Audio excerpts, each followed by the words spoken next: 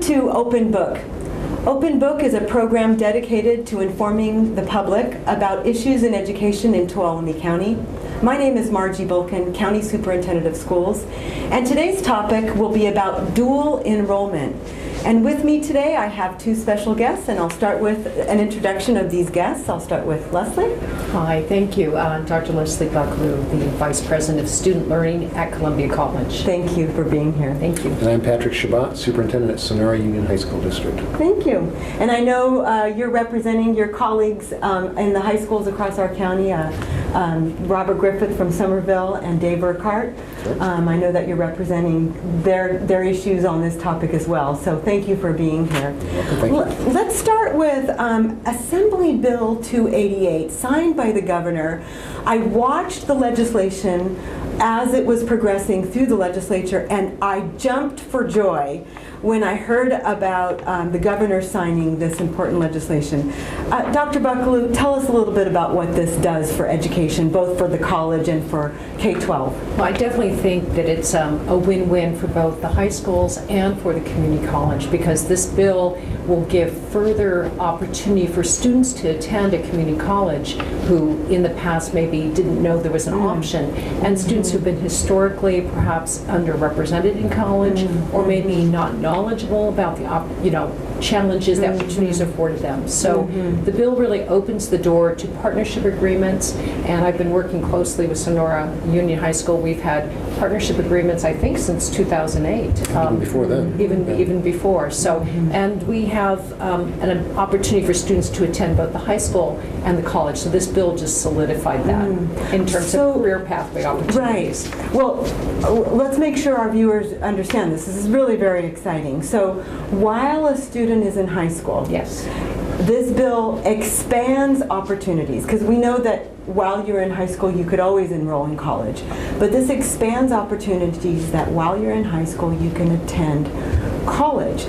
So what was the unit number that students used to take? Well, they can take up to a maximum of 15 units, which is per really, semester. Is per that semester. Right? And that's really a full load we would consider at the college level. Right. Yes. And I know that the bill also addressed this issue that historically advanced students would take advantage of college level classes. I mean, I know I'm generalizing, but advanced level students would take advantage of college level classes while in high school, where this bill really expands that as well to say both advanced and perhaps students who historically would not have access to college level courses, ranging it from the career tech courses all the way to the four-year university preparatory courses. Is that right? I mean, is that the bill? Absolutely. And again, I think what happens is students take a course and have success, they visualize that they actually are college material, and that engages them and propels them to continue taking courses. I think there are reasons students struggle, and perhaps you have ideas about what the difference, what might be attractive to a student to take a college course. Yeah, this bill really helps us promote community college courses at the high school level. The students can take a course at Columbia College. Actually, they can take a course on Sonora High School campus if it's taught by a Columbia College or any community college instructor. So this bill really opens up the doors for a wide variety of possible programs that we can offer our students. So I have an example. Ahead. No, go ahead. There was a student in high school, and he was struggling, but he was given the opportunity to participate in one of our college level courses. It's a career technical GIS, Global Information Systems. This student got so excited, so enthralled, is now totally into natural resources, forestry, resource management. So one class at the college level opened doors for this student and seen a career opportunity, a career path that he never envisioned. Wow. So it was very exciting. Wow. Well, I know the California standards really focus on preparing kids for college and or career, like never before, as early as kindergarten. And while I know we're talking about AB 288 in this show and the opportunities for dual enrollment, which our viewers I know will learn so much, but I don't want to miss the fact that really Sonora High School has pioneered this idea of middle college, and I want our viewers to understand that the difference, if any. So talk a little bit about the middle college program and how that works, and maybe if you can add, Dr. Buckalew, of how that complements the 288 program. So tell us a little bit about middle college. We've had middle college for several years at Sonora High School. We started off, probably, I think 10 years ago or so. And it's kind of changed a little bit. We've kind of responded to how it's working with students. It's grown over the years. Right now it's a course or it's a program. You take a minimum of 2 courses at Sonora High School. Usually it's an English course and another one. You also be taking an independent study skills course through our instructor. The rest of the time you can take the courses at Columbia College. We have a counselor on our campus, Courtney Castle, who also knows the Columbia system very well and Sonora High system. So she works with the students to make sure they're matriculated out there and signed up for the appropriate classes. She can monitor how they're doing at the courses out there. And the students get credit for the classes that they take at Sonora High School, but they also get college credit and high school credits for the courses they take at Columbia College. So we have a lot of students that are getting ahead of the rest of their peers because they're taking college courses out there. Right. By the time they graduate, if they've been in middle college for 2 years, by the time they graduate, most of them don't quite have an AA degree, but they're very, very close. Wow. Within 1 semester maybe of getting an AA degree. So they're meeting AA degree requirements and meeting their high school diploma requirements at the same time. And I understand that's as a result that the board policies exist, I think at all 3 high schools, that allow students to credit back college courses to their high school diploma. Is that right? Yep. That's just a wonderful So that is a dual opportunity. enrollment program. But what's nice about the middle college program is we have a counselor that can coordinate with the instructors at the college and find out how the students are doing, and meet frequently with the students as to see how they're doing with their high school classes and their college courses. A normal student just taking a course out at Columbia College, the parents can't find out how they're doing it because of the privacy laws. Right, yeah, of a college course. Right. So this is kind of a way for the parents to talk to our counselors who can talk directly to the instructors and find out how they're doing. Right. And so the AB 288 really complements this work that's already begun in our county about dual enrollment. What does the college see as a goal to grow those opportunities? And what might be, is middle college the only example of how that can happen, or are there other ways AB 288 can play out? Short answer is no. Okay. What we have is an excellent partnership agreement with Sonora.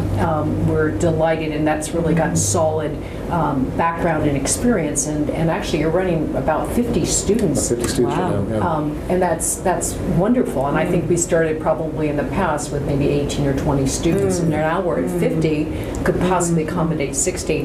But there are numerous ways to do this. It isn't just one way, and I think the AB 288 Holden bill is giving us an opportunity to say there's ways to get here for all students. So maybe a student takes a course, and we call them singletons, they just take a college level course. Perhaps it's through the middle college model.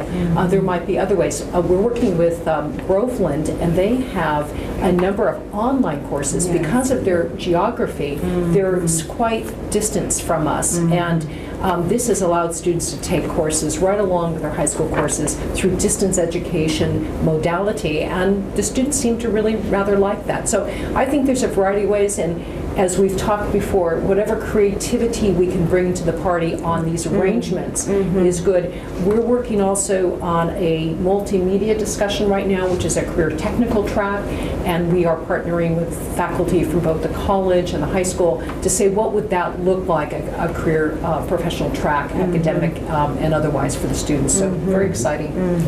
Well, I know that the other high schools have developed memorandums of understanding with the college, is that right, to develop middle college programs. So while that's just one way, I recognize, I don't want to say that's the only way.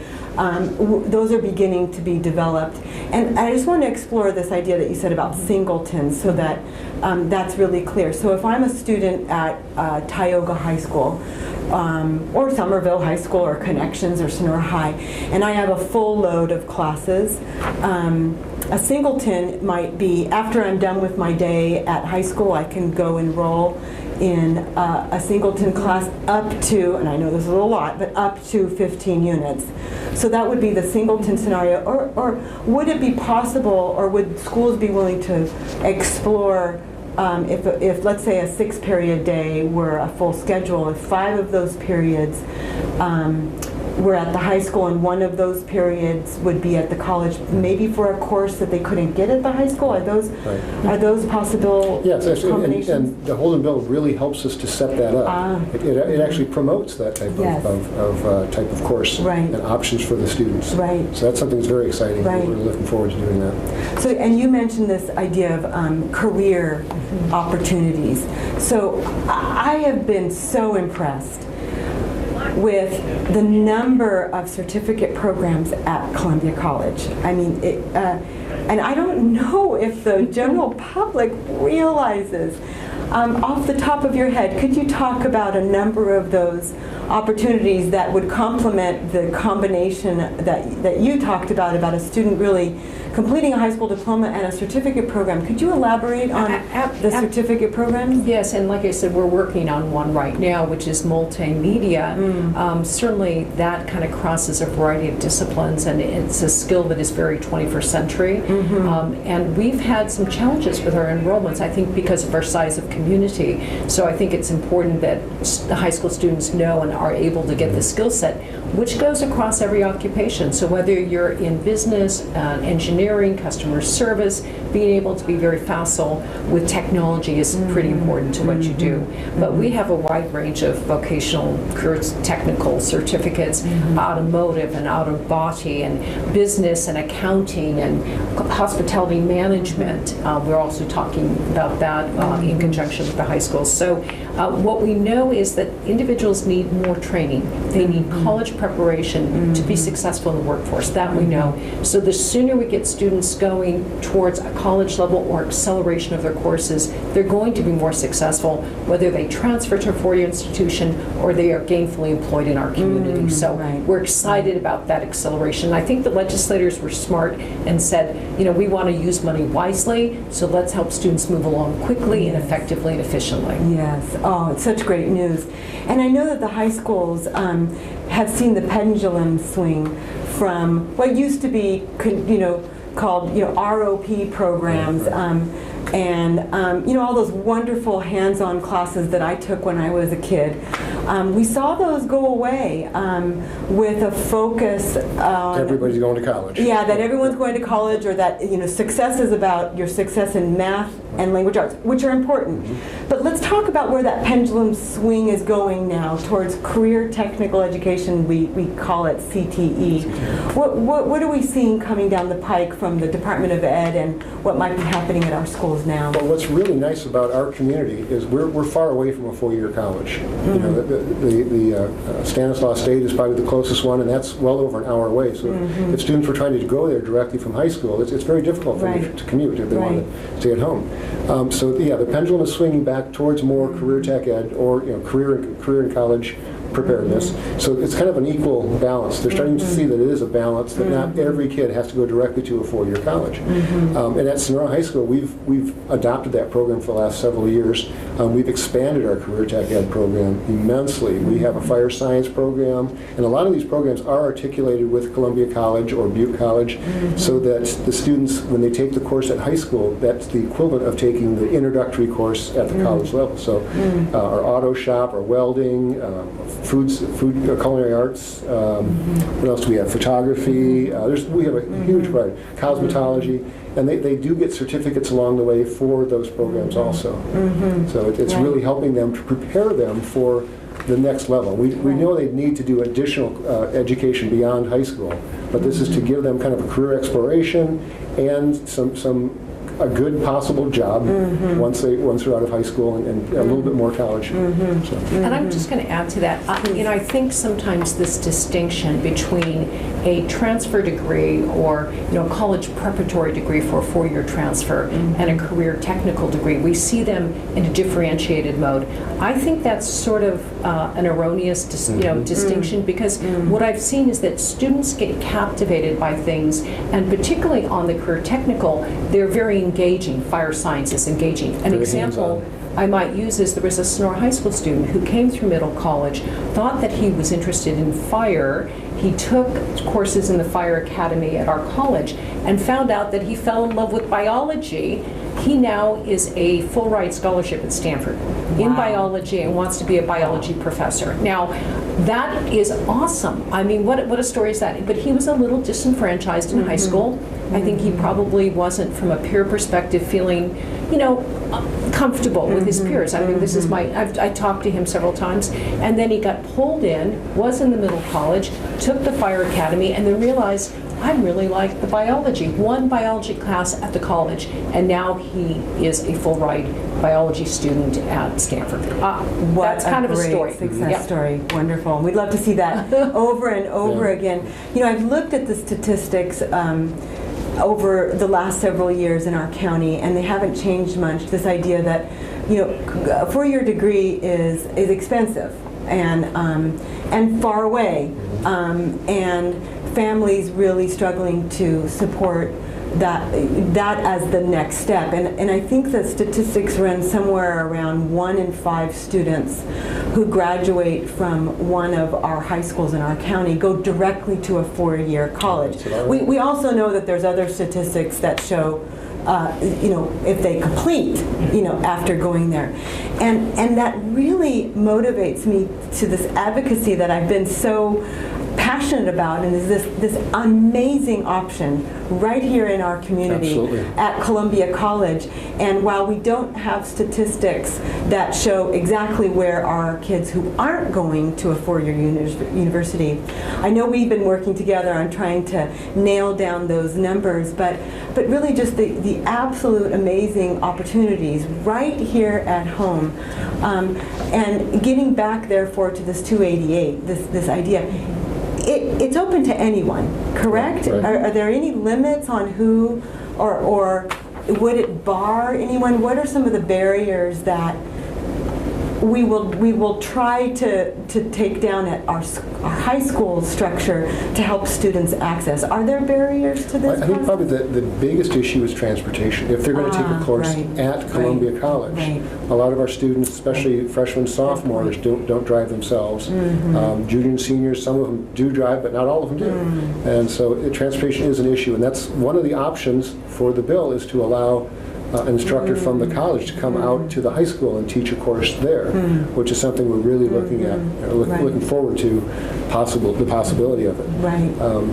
There is a cost for taking colleges. High school is absolutely free, but sometimes at the college. But there are programs at the college also to make it way more reasonable and adjustable. So the other thing about the Holden bill is that it waives the fees. So that is from an economically challenged student. That we're taking that barrier down, or the bill is, thank you, to the fees are waived. Now, there will be a report to the state chancellor's office. We roll up under the California Community College chancellor's office. It's our, superintendent of schools, or CDE. But we will have to report out what have you done, and that report will go in 2021. So we have about 5 years to really demonstrate longitudinally that this is working. But I was just saying this morning to Pat, we were talking, we've got data already, almost 10 years, that shows our students are progressing and doing quite well. So these perhaps at-risk students would have fallen through the cracks, not had any gainful employment or transfer opportunity, and by coming to the college, that we're able to show that they're moving forward, and that's very exciting. I think that is the intent of the bill. Right. And not every student is successful at high school. We acknowledge it, and we try a variety of programs. Some of them just are not into the rah-rah, shish-boom-bah of high school, and we understand that. And so we're trying to offer additional opportunities for that, and this is one of them that I think could really grab a kid. I was just at a meeting at Columbia College yesterday, and we walked outside, and it's so calm and peaceful there. All the trees everywhere. It's very nice, and there's a different feeling out there. And I think once we get some of our students that maybe have been disenfranchised at the high school level, if we can get them out there and maybe show them, or have them take a course at Sonora High School that is a college course, and realize, I can do this. I can take a college course. And then maybe the next step was to have them join the middle college and go out to Columbia College or do a singleton out there and test it out there. And they can realize they have, they're probably a little scared going to a big school like that's so spread out and everything. And, what a great introduction, just to start with one class while in high school. With amazing guidance from both institutions, a great way to start. We got to make sure we support the students as they move along. Yes. So I know that part of the end game, get a certificate about getting a job. How do I get a job in this? These are pathway programs that lead to. What's the prospect of some of the certificate programs that Columbia College that can really... And it's not just jobs, it's careers too. And career, right. Well, we certainly have advisory committees for each of our career technical areas, and you mean from the business community? From the business community. Right. So we have individuals who actually review our curriculum, look at our certifications to make sure that the content and the experience for the students are really suitable to being gainfully and successfully employed. So we really vet what we're doing. Also, we have a number of certifications, ASE, Automotive Service Excellence, that students will, can achieve while and when they finish the college, so that they can take those out into the world of work. But the other thing is, we're really interested in students' career laddering. So as I gave the example, they start in one area, and let's just go back to the fire science area. There's a whole career pathway that's not just being operating in a fire truck or an engine, but there's a whole progression administratively that someone could do with business courses, a baccalaureate degree, perhaps a master's degree. So you sort of layer these things up or ladder up, and I think that's the concept of the career focus too. And these skills are important. I think about my own son. My son has just recently, he's 25, finished 2 master's degrees, but he got out of high school, got into UC straight away, realized that he didn't probably have the personal maturity to go to UC straight away. He went to community college, got a full ride scholarship in sports, but from a parental perspective, it saved a lot of money and had a fantastic, enriching college experience at a community college. So I want parents to understand it is a very sound and wise approach to have your student go to a community college, get all of your basics done, let them work through some things, and then transfer. And again, but sometimes we get caught up in, we're transferring to X school. That's fine, but it's all about the success and the foundation. And many of our faculty have PhDs and have extensive experience in their field. So I think sometimes people don't realize the value of a community college. Well, and I know that there's been such a great welcome from the professors of a high school level student. So because it can be somewhat intimidating. I'm 16 and I'm taking automotive technology, and they're all adults in the classroom, but yet the professors have been so welcoming of those students. What do you attribute you've doubled your numbers in the middle college program. What are you hearing from the students who participated in that program, or families? They're really enjoying it and seeing the value of a community college education. I think what's even more amazing is what we hear from the college instructors.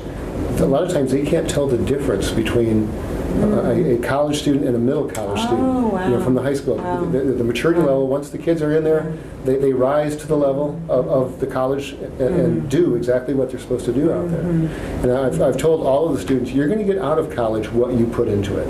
If you go there to party, you're going to crash and burn no matter where you go. So if you want an education, you can get a fantastic education wherever you go, as long as you do everything you're asked to do and study as hard as you can and put forth everything. And what a great opportunity to start with just one class or two. That's right. So what an exciting development this is with this bill. Looking forward to expanding dual opportunities. In closing, how can parents access information about what we've talked about today?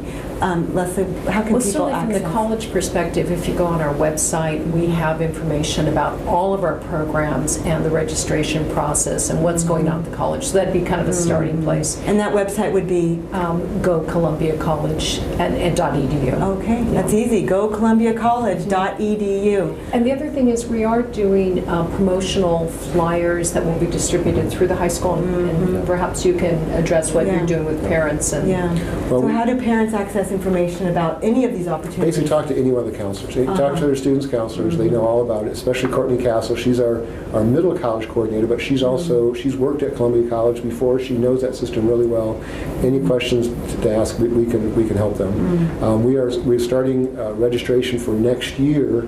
For the fall, right. we start in February and March. Right. So it's coming up very quickly. And so if any kind of dual enrollment or middle college is something that our students want or are interested in, talk to the counselor and find out as many details as you can. We'll have a parent night for the middle college program I'm not sure, in February, March, somewhere in that time. Right? So we've got all kinds of information for them. Wow. Well, thank you for being my guest today. This is such an exciting opportunity for the students of our county. You've been watching Open Book. Open Book is made possible by a contribution from our partner in education, Black Oak Casino Resort. I hope you'll tune in next time to the next segment of Open Book.